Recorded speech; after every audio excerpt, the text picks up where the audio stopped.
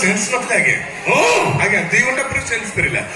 Medical ନେଇ ଯାଇଥିଲି, ଭଗବାନଙ୍କୁ ଡାକିଲି ଯେ ଭଗବାନ ମୋ ଗୁହାରି ଶୁଣିଲେ, ଆପଣଙ୍କ ଝିଅ ପୁଣି ବଞ୍ଚିଲେ, ଆପଣ ପୁଣି ଫେରି ପାଇଲେ। ଧନ୍ୟବାଦ, ବହୁତ ବହୁତ ଧନ୍ୟବାଦ। ସୁଭଦ୍ରା, ତାକୁ ବେଡ୍ ରେଷ୍ଟ ଦରକାର, ତାକୁ ଭିତରକୁ ନେଇଯା।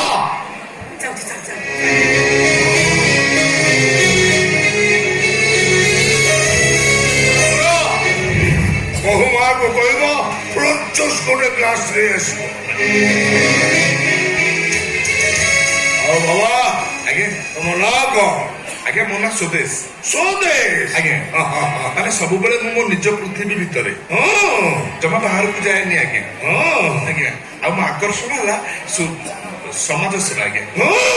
ଆଜ୍ଞା ସମାଜ ସେବା କରିବାକୁ ମତେ ବହୁତ ଶାନ୍ତି ଲାଗେ, ଭଲ ଲାଗେ। ଆଚ୍ଛା ଆଚ୍ଛା। ଆଉ ପରିବାରରେ ସବୁ କିଏ ଅଛନ୍ତି? ପରିବାରରେ ଆଉ କେହି ନାହାନ୍ତି ଆଜ୍ଞା, ବାବା ଆଉ ମୁଁ। ଆମର ବାଟି ବାଟି ସମ୍ପତ୍ତି ଆଜ୍ଞା। ଆଜ୍ଞା ଗାଁରେ ସବୁ ଭାଗ କରି ଚାଷ କରି ଖାଉଛନ୍ତି, କେହି ଦଉନାହାନ୍ତି କିଛି। ମୋର ବି ସେଥିରେ ଲୋଭ ନାହିଁ ଆଜ୍ଞା। ମୁଁ ମୋର ଭୁବନେଶ୍ୱରରେ ବିଜନେସ କରି ବଞ୍ଚିଛି ଆଜ୍ଞା। ଆଜ୍ଞା ଆରେ ଦାଢି ବାଳ କାହିଁକି ଛାଡିଛ? କଣ କହିବି ଆଜ୍ଞା, ଏ ଯୋଉ କରୋନା ମହାମାରୀ ଆସିଲା ଆଜ୍ଞା, ଏ ସଂସାର ପ୍ରତି ମୋର ବିତୃଷ୍ଣା ଭାବ ଆସିଗଲା। ମୁଁ ଭାବିଲି ମୁଁ ସନ୍ନ୍ୟାସୀ ଜୀବନ ବିତେଇଦେବି ଆଜ୍ଞା। ଆଜ୍ଞା ବାହା ହେବିନି ଆଜ୍ଞା। ନାଇଁ ନାଇଁ ନାଇଁ ନାଇଁ, ଭଲ ମଣିଷ ଏଇ ସଂସାର ଭିତରେ ରହିଲେ ଆହୁରି ପୁଣ୍ୟ ମିଳିବ। ଆଜ୍ଞା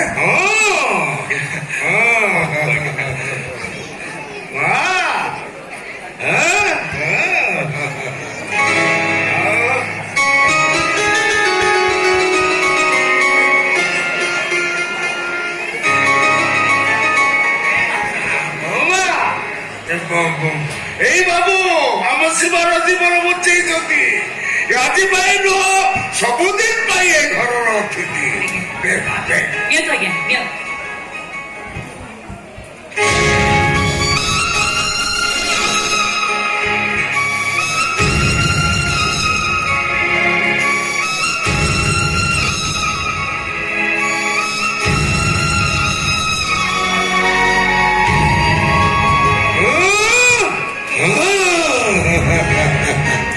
ଏ ସୁଦେଶକୁ ଦେଖିଲା ପରେ ମତେ ଲାଗୁଛି ତାକୁ ପରିବାରରେ ସଂସ୍କାର ଅଛି। ସୁଦେଶ ଜଣେ ସଂସ୍କାରୀ ପିଲା। ଗୁରୁ ଦୀକ୍ଷା ନେଇଛୁ ଆମର ଆଜ୍ଞା। ଆଜ୍ଞା ଜୟ ଗୁରୁ ଦୀକ୍ଷା। ଯାହା କହିଥିଲି ସବୁ ଯୋଗାଡ଼ କରୁଛୁ ତ? ହଁ ବାପା, ସବୁ ଯୋଗାଡ଼ ଯନ୍ତ୍ର କରିଦେଇଛି। ଶୀଘ୍ର ରୋଷେଇ ବାସ କାମ ସାରିଦେ। ସୁଦେଶ ବାବୁ ଆଜି ରାତ୍ରି ଭୋଜନ କରି ତାପରେ ପ୍ରତ୍ୟାବର୍ତ୍ତନ କରିବେ। ଆଜ୍ଞା ଆଜ୍ଞା ଆଜ୍ଞା ସେସବୁ କିଛି ଦରକାର ନାହିଁ ଆଜ୍ଞା, ଖାଲି ଆପଣଙ୍କ କଥା ଟିକେ ଭଲ ଲାଗିଲା ବୋଲି ମୁଁ କିଛି ସମୟ ରହିଗଲି।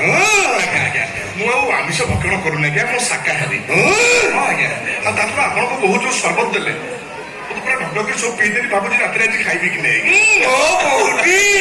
ଆଜ୍ଞା ଆମ ଘରକୁ ଯିଏ ବି ଆସିବ ମୋ ବୋଉର ପ୍ରଶଂସା ନ କରି ରହିପାରିବ। ଆଜ୍ଞା ନିଶ୍ଚୟ ଆଜ୍ଞା। ଶୁଣ, ଏଣିକି ତମର ଯେତେବେଳେ ଇଚ୍ଛା ହବ ସେତେବେଳେ ତମେ ଘର ଭିତରକୁ ଆସିପାରିବ।